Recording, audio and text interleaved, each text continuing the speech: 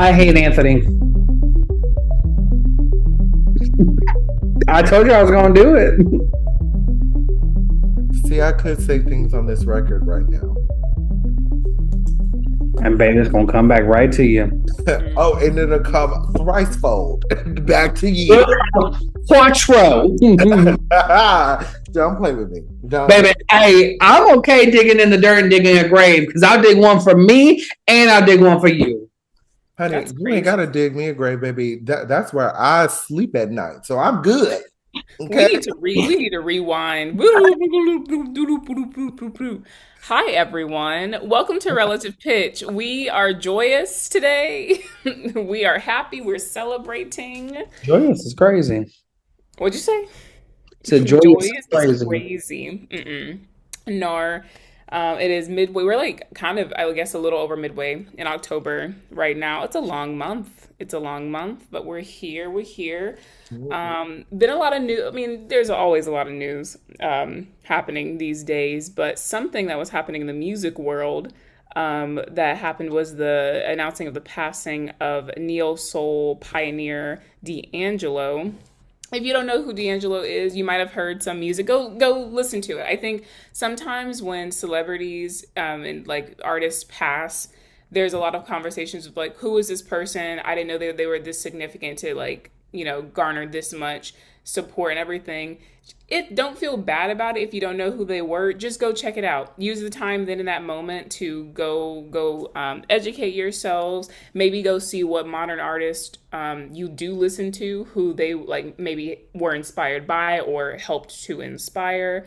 Um, but especially recently, I don't know. I remember the same thing happened with Nipsey Hussle whenever he passed, and there was so much surprisingly outrage that there was so much like outpouring of like, oh, thought, prayers to the family and just like thinking about him and just like speaking to the impact that he had. And it's okay to understand that there are impactful people in the world who you may not know of. It's a large world. There's so much out there. The internet's crazy. But what is not cool is trying to diminish the impact that someone had in like their lifetime, even if you're not aware of it. So this, on the interwebs, I don't know if you guys have seen, but there's a lot of celebrities and artists, especially like R&B artists and rappers who shared, their own posts about how D'Angelo impacted them as artists. And one of those artists was Tyler the Creator. And if you don't know Tyler the Creator, he's like a rapper, has lots of like neo soul and R&B tracks and stylings within his music. Has done a lot of like collaborations, I think, with like Eric Badu and some other like R&B soul artists.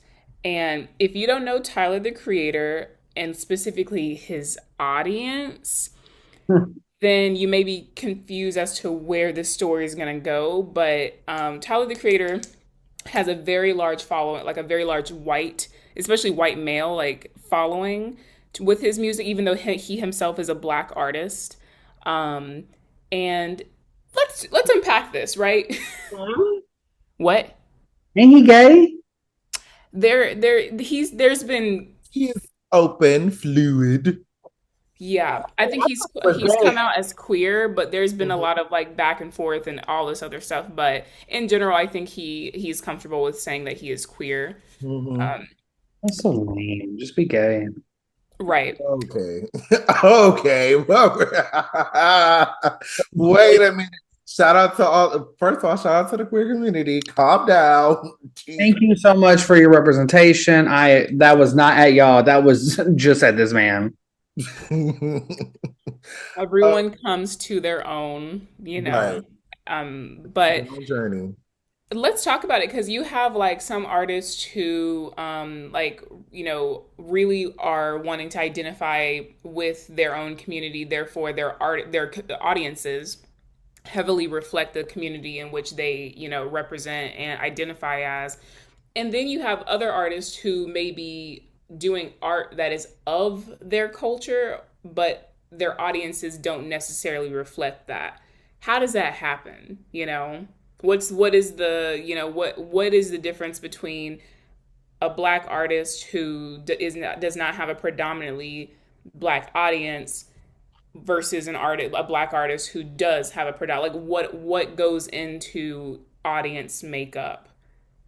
I think it is the fabrics of whatever the artist's intention is. Mm, Because like when you think of, like for me, it's always interesting when I talk about Erykah Badu or Jill Scott or someone like that. It's specifically Erykah Badu, because Erykah Badu to me has always been a black artist who just, I mean, she's like one of the queens of neo soul, which, you know, as we were talking about D'Angelo, which he is sometimes can be quoted as king of neo soul, just because like that movement was really ushered in by them in the late or the middle 90s to late 90s, you know, with Erykah Badu's first album, Baduism. Like it just came with a lot of that. And so growing up, that Erykah Badu was black music, and she would even probably self-identify as that of black music. But something I found so interesting was probably 10 years ago, maybe longer, 15 years ago. I guess you can call them a rock group, My Morning Jacket. If you know that group, which is was famously put on American Dad. If you're American Dad, that's how I found out about My Morning Jacket. But like, so after I heard that episode, I was like, "Ooh, let me get into My Morning Jacket. Let me get into it." And I was on YouTube, and they did a cover of one of Erica's Badu biggest songs, which is Tyrone. And like she came out and sung with them, and then she did one of their songs, and I'm like, "Well, this is paradoxical. Like this is just crazy to me." Because when you think of rock, you know, especially like that kind of genre, like of My Morning Jacket, you automatically think white audience. And when you think of Erykah Badu, you think predominantly black audience. And but then you have this kind of mixing of cultures together. But I do think that it was the fabrics that they laid. What are the things that you are talking about in your music? What are the things that you say publicly? You know, back to Tyler the Creator, something that he's realizing is that, well, his audience is predominantly young white men who don't care that D'Angelo passed, or really any black, you know, feelings or anything like that. Well, because Tyler in his early career, he laid down blocks isolating anybody not white male out of his audience. It's like I remember, you know, growing up when he was still with Odd Future, like it was, I never listened to his music. I didn't listen to Tyler Creator's music. There was one song, it was called She. And the only reason I liked it was because it came on the morning VH1 videos. That was the only song. I didn't like anything else because the first introduction I had to Tyler was he was saying some very racist things. And I'm like, how as a black man are you saying racist things? And, you know, what is that? So it took me a long time to get with Tyler. And so right. now, as he made that post about D'Angelo, and he realized the artists are like, A, I don't know who that is. B, I don't care who that is. And now he's on the outrage of saying, like, how could you not do this? How could you not this influence my music? Yada, yada, yada. Well, that's what you did. These are this is your audience. I always say the artist has, you can either educate your audience, you can engage your audience and just let them, you know, kind of figure out what they deem is your music. You can also just let bygones be bygones, and whatever happens, happens. Like Beyonce, for me. Beyonce in her early days, she was more educating her audience. You know, it was when I say educating, I mean the way your music said, what your music says, but also what you say outside of your music. Those things educate an audience to who they feel is most comfortable. But I would say later Beyonce is all about what the audience just can come up. Like, here is my art. You do whatever you want. You take whatever feeling or connection you have to it. You decide what you decide. But I'm just going to put my art. Same thing with Prince. After Prince, you know, made all his money, when he got to, you know, the artist formerly known as Prince, and he was just releasing his art, he released his art and he let others decide how they felt about it. But it was like, look, this was my heart and I gave it to you. So, artists to me need to decide which realm they are. And I think Tyler chose a specific way to deal with his audience. And now 10 years later, that audience that he put together is now maybe not what he thought it was. Right. And so the post that Anthony's talking about is Tyler, the creator, like on his socials, basically made a post like speaking to the impact that D'Angelo had on his own musical like upbringing and how he how he is as an artist. And a lot of the comments under the post from his fans were very dismissive of the message. They were just like talking about, well, when's your next album coming out? Or more in general being like, who is that? In a very offensive, and again, a very like, they're just kind of blowing it off and dismissing it. And I think he absolutely had a reckoning with the fact that this is what the majority of his audience was. And he then shared, I think he went on then Twitter at that point and was sharing like, oh, like my audience, my audience, these, specifically speaking to his white audiences who he felt like was being dismissive to like his tribute to D'Angelo. And then basically black like users on Twitter who have like had these thoughts and feelings about Tyler the Creator started making posts basically saying, well, this is what you created. This is the audience who you yourself have been selling to for these like many years. Why are you surprised? And then it went a step. So some people were just kind of at that moment of like, this is what you wanted, right? And then there's other groups, maybe branches off of that, who were specifically then calling back to what Anthony was talking about, these posts that were racist that Tyler the Creator in his past have posted, specifically harmful against Black people and Black women also very specifically. And so then it's just kind of like, for me, I was like, well, yeah, there's some songs of his that I have like enjoyed, but I've never really cared to know him as an artist because I have always felt a disconnection from him, which is all this was. He was feeling disconnected from his audience. And then when he called that out, the community, the Black community, who he has been disconnected to from majority of his career, are calling him out on that, Yeah. And I really I question him for the longest time.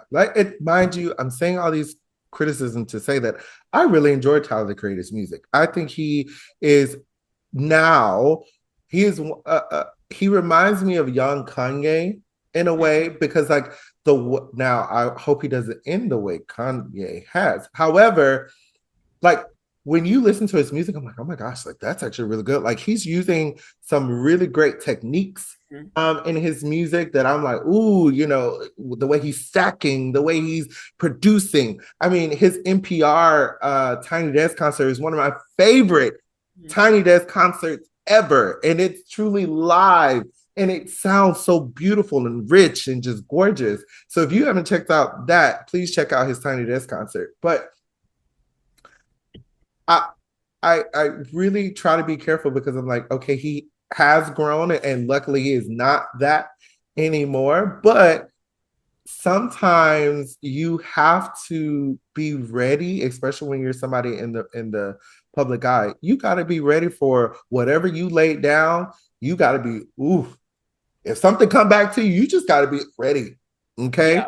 Yeah. And I think sometimes artists aren't that like, back in the day when there were musicians and things, there would be a whole lot of time for A&R, PR training, and like you would spend years just trying to get to like an album release. So you spend all those years PR training and this training and that training. That's gone. So it's like now you can be a star tomorrow. Just post a TikTok video and keep it consistent. So that training that, the people that I guess the older millennial generation and older us people, I mean, I don't even think artists our age had PR training. Like if I'm thinking of like people born around us, I don't even think they had PR training. Unless Yeah. they were at Disney. Disney girls, they had training. Oh, Disney definitely. girl, Disney's different. Disney's Yes. different. But I'm thinking of like people like Beyonce or people like Alicia Keys or even Christina Aguilera and Pink and those people like they were trained. Okay, when I'm here, I got to do this or I got to do this. I can't do this because then that'll look bad. And for Mhm. Tyler, I believe in his head, he thought, I'm going to be underground my entire career. So if I say any of this, it won't ever really haunt me. And then Right. there it But, goes. but again, the good thing about his audience is more and more people actually gravitate to that. So his audience got bigger and bigger and bigger. And now he's winning Grammys over DJ Khaled, which really pissed off DJ Khaled. So like it became a whole snowball thing. I mean, same thing with Doja Cat. Remember she was in those racist rooms? Right. Yeah. Absolutely. Oh yes. No, back a couple years ago, she was up in them. What's that? Oh Lord, y'all know what it is. I'm not gonna say how we remember this website, but do y'all remember the what's that where you meet random people on the Well, camera? legal. Oh, she was up in them chat rooms saying all types of just woo. I was like, oh my God. I'll tell y'all off camera what she said, but Yeah. she was in there. But also Right. look at her audience. Right. Right. And so, I mean, mm, people can change, right? And so Mhm. what I hope happens is that Tyler sees all of what's happening, because it can't be easy to have those things brought up. And the thing is, the tweets are still up. All those hateful racist tweets of his are still up on his page. I Yeah. know there was one in particular, um, that actually was him saying he hated Leon Thomas's character on Victorious, Andre on Victorious, if y'all remember that show on Nickelodeon, and he Mhm. Yeah. actually quickly deleted that tweet because Leon Thomas is becoming a huge name right Oh now. yeah. So he Oh, immediately deleted that. what song was he? But Good. It's like kill time. Yeah. yeah. So Damn. like it but for me, what that's because there's so many other tweets of Tyler's that are just as hateful, actually more hateful than that one tweet. Because that tweet just basically said he didn't like the character on Victorious. But he's leaving other things up. So what I'm like, are you only concerned with your career at this moment? Because if he does do something like that, I will be very disappointed. I hope that he takes this as an opportunity to honestly address his past comments, Mhm. address where he was at that time, and address where he currently is, and speak to what he plans to do in order to earn back the trust of like Black music audiences, and Mhm. how he plans to also engage with those audiences, because it's a reckoning. And so he can either dismiss it and he'll keep I don't know, just allowing his white audiences to stay uneducated the way that they are currently, or he just actually stands up for what he is saying, at least in his D'Angelo post, that actually matters to him in his career. We'll see. And Tyler, to me, maybe not now, but there was a couple years ago where he surrounded himself with people who also believed the same things he did. Like another artist that was like in Tyler's camp was his name was Blood Orange. And there was a song I really loved to him, but then I found out that he had some very transphobic things, but he's also like bisexual or gay or whatever. But like how it's like what are y'all doing?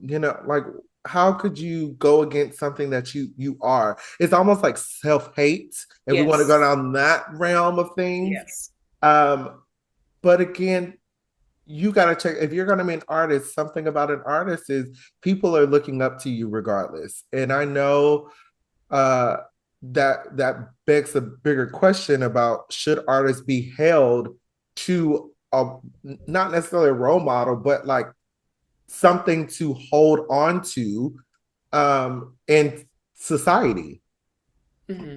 Now that's for, a whole different day. But I do want people to think about that. Should we hold, regular people, because that's what they are. They're just regular people that somehow had some type of talent or perfect timing to become this famous person. Like, look at Kim Kardashian.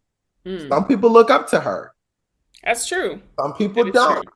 But she was a random girl that just so happened to get all this fame and now is very famous and very rich. Look at reality stars. Look at these TikTok influencers.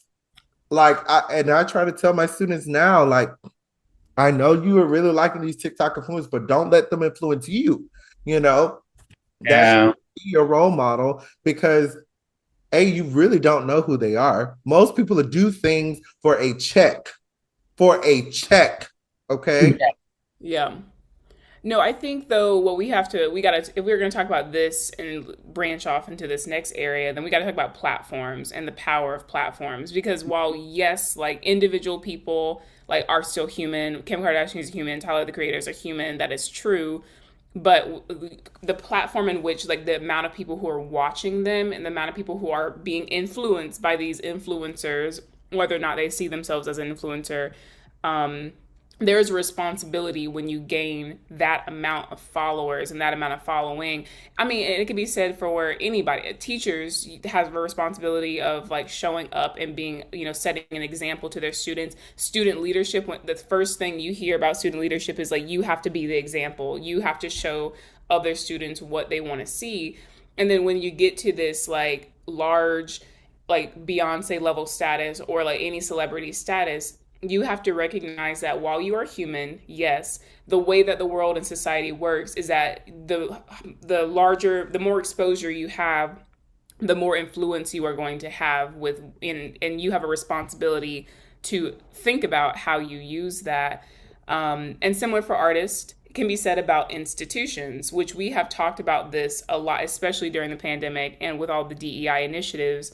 It's really wonderful to see more smaller local organizations who are doing, they're happy to use their platforms to talk about causes that matter, etc.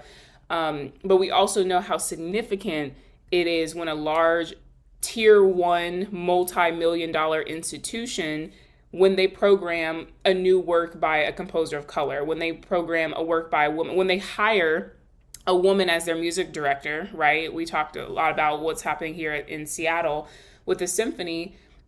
Those choices mean something. Like, you are using your platform. Any decision you have there's echoes of that because people are going to talk about it. Therefore, there's going to be more conversations, more discussions, more curiosity, hopefully, for people, when it happens. That's why there's so much media coverage around whenever there's the first this or the first time in history that this has happened.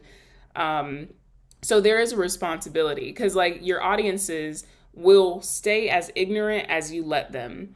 They will stay as ignorant as you allow them to be if you are not actively talking about what you want them to see. So Anthony, earlier you talked about Beyonce.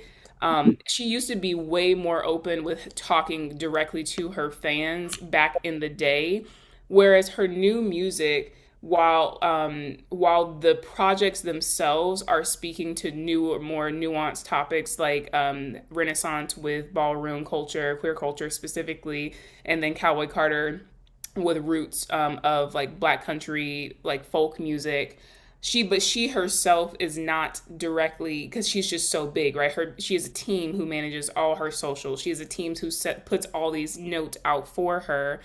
But she isn't directly speaking. Now, I do agree that at some point a level of sanity is needed. It's Beyonce, she does a lot, etc. But still, it is an artist's responsibility to even through the art that you're making, to make sure you're speaking to what you want your audiences to be thinking about. Yeah. Okay, this has always been my thing with this stuff. People who become superstars, or they have this platform and everybody has to respect the platform and know some stuff. Yes, I understand that we do as society look up to these people, but how much is it on them to actually, I'm not going to say care, but it's not their job to monitor who they are. and be a role model. Does that make sense? Like their job is just to be who they are. But like we made it to this society where we're always like looking up at these people and we're modeling ourselves after these people. So is it like a societal issue or is it like their personal issue? Because at the end of the day, like if I ever become famous, it ain't my job to act a certain way for these people to look up at me. I became famous for me. If that makes sense. I hear what you're saying. I think there's a distinction between asking individuals who happen to get famous to change. We're not asking that. Yeah. I personally, me, Lauren, at this Yeah. day and age, I am not asking people to change just because they have eyes on them. I Mm-hmm. think what I'm saying is there needs to be a level of awareness. And because when you're gaining a larger following, there's the responsibility lies in the awareness. And that in the sense that, okay, I have a following now. What I say, people are going to, what is the word? Like, think about when they think about me and then when they think about my art, what do I want them to think about whenever I put out this, piece of music? Is it just like this is my art, blah, blah, blah? Am I trying to have a deeper stance on something that I want to speak about? I think Yeah. it's all just about awareness. And I think like the Tyler the Creator scenario is the perfect example of this. He's doing like his art, he's putting things out, but the way he has been engaging with his audiences has led to certain members, the Black community specifically, not feeling seen or connected to him as a human being, even if like we may enjoy some of his pieces.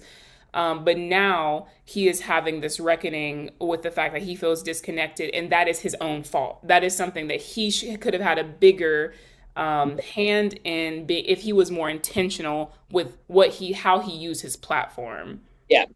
And Now, I will say also Tyler Creator also isolated gay people because if you go back and listen to his early music, the way he used to just drop F-bombs is crazy. that's why I never listened to him. Yeah, the F-bombs, the F slurs. Oh yeah, like that used to be like, ooh, I need to clutch pearls. But Michael, I see what you're saying because I think there is a conversation to be had. Like I just remember growing up and the very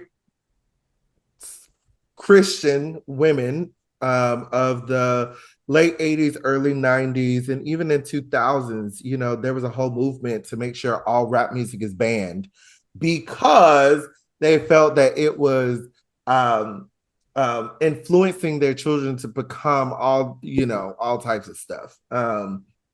And so obviously that it didn't go well, but then that kind of just turned to specifically female rappers. And like a lot of female rappers always get the whole shtick of, oh my gosh, why are you dressed like that? Why are you like this? That's how you think little kids feel, and da da da da da. And it's like, first of all, as my parents will always say, I raised my kids. So if I don't want them to see something or hear something, then but I handle that in my own home. I'm not stopping somebody else from getting getting their check or having somebody else listen to them. That is a whole different thing. So do I think that we should be looking up to them, or like if you were to get famous tomorrow, would I want you to change who you are? No. Oh Lord, you do you. You do you. Okay. You go off, be exactly who you are. Just know that people might gravitate to you because they think that you're something that you may not be. And maybe that is what the whole Tyler situation is. Tyler said all these things. Now, he could be a loving human being. He could be a pro-Black, pro-queer, pro-everything. But because he said certain things in his music, there's a collection of people who be like, oh my gosh, he's saying exactly what I've been wanting to say this whole time. That is now have combined themselves with Tyler's image and it's like, okay, I'm gonna support him because he is the martyr. Okay, he is the one. And so that I like see what you're saying, but just know that it comes with that, and you might not like that in your audience. Michael, if you were to get famous tomorrow and you have nothing but these very high key, very racist, homophobic, all the phobics in the world join you because you like football and you're a gay person. Mm. Yeah. With that, I mean, think about like your friends are black, your friends of color. So Yeah. how like now that your audience is that because they're like, oh my gosh, he's a father boy and he is, love football and go dogs and da da da da da. That just opened your audience up to a certain type of people. Now you might be in a room with them and they saying all types of mess about people that look like me and Lauren. Mm. How would you feel then? See, and but I've always like, and that, yes, that is a very valid point, and I would feel some type of way about that. For me, I've always just wondered this in general because I think we all like.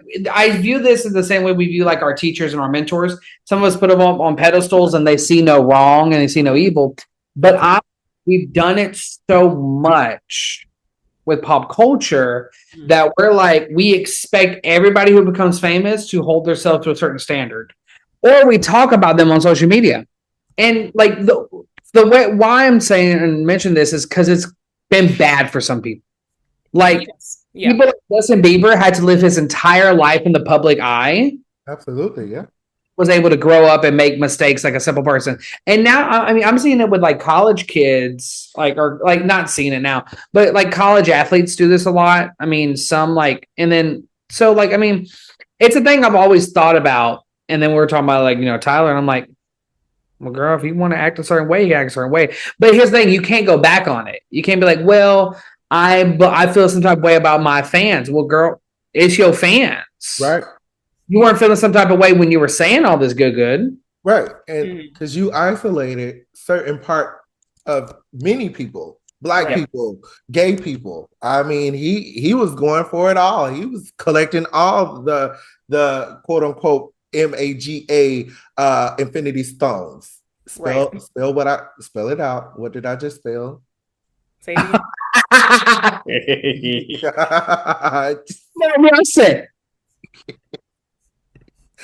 I just People have little kids around and they start spelling stuff. I'm like, y'all, I'm too dyslexic for this. I need you to just text it to me. Like, y'all be saying these things. I'm like, right. But I think the conversation that we're having is that even as classical artists and people who we are, we have to think about what do we want our audience to be? Do we want them to be an educated audience? Or are we educating? Are we just entertaining just to entertain? Are we giving them something for them to think about? Are we just going to be here and want them to be on the train with us and we're all in this together? Literally. all in this. What audience are we going for?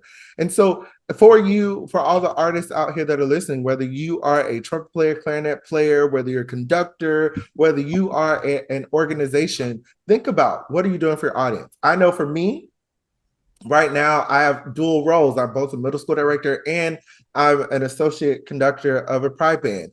So those are two different audiences, but there's still a common theme of both. And my job is to entertain and educate as kind of equals. And so, but that's what I know about my audiences. And so I would just implore you to think about that whenever you give your next concert or next lecture or whatever. Think about the people that are sitting out in the audience and do you think that they would reflect your programming or your storytelling, whatever that may be. I agree because we always like what kind of teacher you want to be, what kind of teacher you want to be. Well, it's also what kind of person do you want to be, and what do you want to say in this world. It's not always like, yes, we always had to ask what kind of teacher we want to be, what kind of performer we want to be, but that's at every step. Yeah, like people have to just like for you, like yes, if you need to make a living at the end of the day, if you're a musician and stuff, or if you're anybody, you need to make a living. But at some point, whatever you do that's not aligned with you is going to eat at you and take up all your time. And you're going to be like, I hate what I do. I'm just going to go work in insurance. Yeah. And then you forgot why you got into this in general. Lauren, did you want to say anything before I start Michael's hot takes? No, I mean, I think I love to make sure, yeah, we are humanizing these artists in the sense that you should, especially young artists who get a big platform and they're still developing and growing, they should not have to feel like they have to do everything perfectly. And it sucks to know the cases where young artists were, like overly analyzed to the point of it caused harm to their development Yep. and everything. So that's never the answer. I think there's so many people out there who are kind and graceful and merciful and like recognize these artists as still being human beings. And there are people who have too much time on their hand, too much hate in their heart, especially the news outlets and media who just want to run stories, and those are the kinds of things that they were looking for. They're hoping that an artist messes up. They're hoping that they say something wrong. They're hoping that they catch them out doing teenager stuff when they're a teenager. Like they're a teenager, they're gonna do teenager things. And I think all I can hope is that as artists, because it's true, you can be normal one day and then you have a viral TikTok and then you're getting MSNBC and CNN and all these news outlets and podcasts asking you to do a story. And then all of a sudden you have haters. You have people who are threatening your life, threatening your family's life, threatening your friend's life. They're doxing you. You have all this like terrible messages coming at you just because you're living your life. So I think if anything, we just have to also be aware of what are the dangers, what could happen, what are the possibilities whenever you get to that level, and making sure that you're still being true to yourself. And if you're being true to yourself, then that's all you can really ask of yourself. And as well as recognizing that you have this platform. So think about how you want to use it. If you just want to use it to be like, I'm famous, yay for me, then that's go do that. But don't expect for people to understand you when you're trying to reach out and get a response. Again, going back to the Tyler Creator scenario, whenever you have not cultivated your audience to connect with you in that way. So just, you have to continue to be aware of who you are. All right. Hot takes. Okay, so real quick. So you're gonna rate these Disney movies from 1 to 4.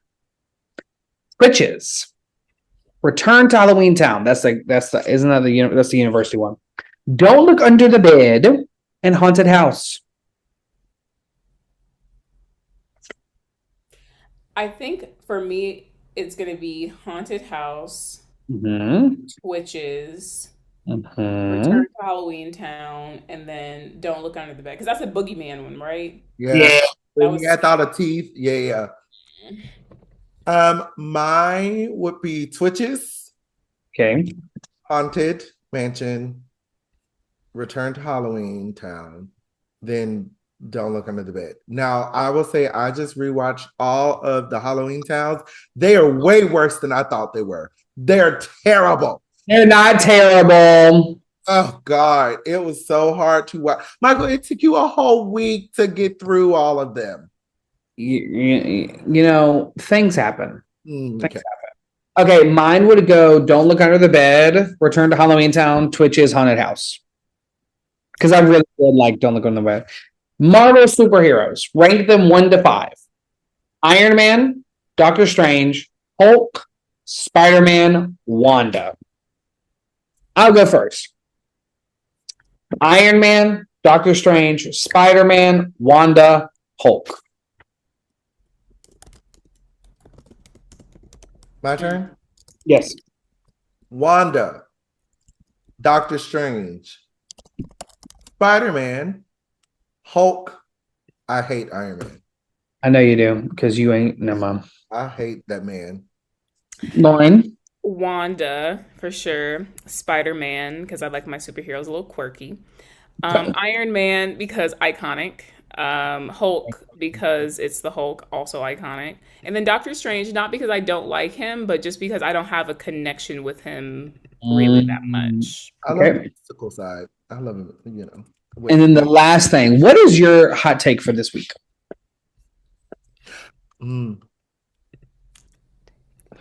Y'all finally starting to see what I've been saying about Taylor Swift.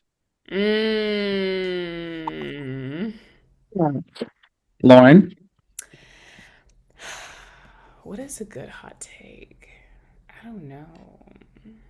Oh, this may be a hot take, but also it's like on theme because my birthday was just last week, and I was like reminiscing about past birthdays, and I was like, oh, I I know that for birthdays we have, because we want to curate it because it's your birthday, you want to do your own experience and blah blah. I miss having a surprise party. I miss like the idea of like being like, oh my god, wow, what's happening? And like and like because like I don't know, I remember having a surprise party as a kid. It was Barbie themed and it was so cute and Mm-hmm. all of that. And I was talking to like my boss is French, and I think maybe for their culture, at least how he grew up, it's very normal for like other people to like. It's if it's your birthday, you're getting a surprise party. Like it's you're not. No one's asking what you want. It's like they because they know you, they're giving you things. And I don't know. It's just it's something that's so normal for younger kids, and it's one of those things that I'm kind of like, oh, I wonder actually how this would be if it was translated to like adults. I don't know. So maybe that's my hot take is like we need to bring back surprise birthday parties. Period. Period. My hot take for the week, because we were just talking about it today, so I have to go with my take. Don't idolize people you don't know in real life. And boom, it is. Boom. Well, on this episode of Relative Pitch, I hope that you enjoyed it. Please let us know what your thoughts are for all the things. We'd love to hear what you have to say as well. But until next Wednesday, we will see ya later. Bye.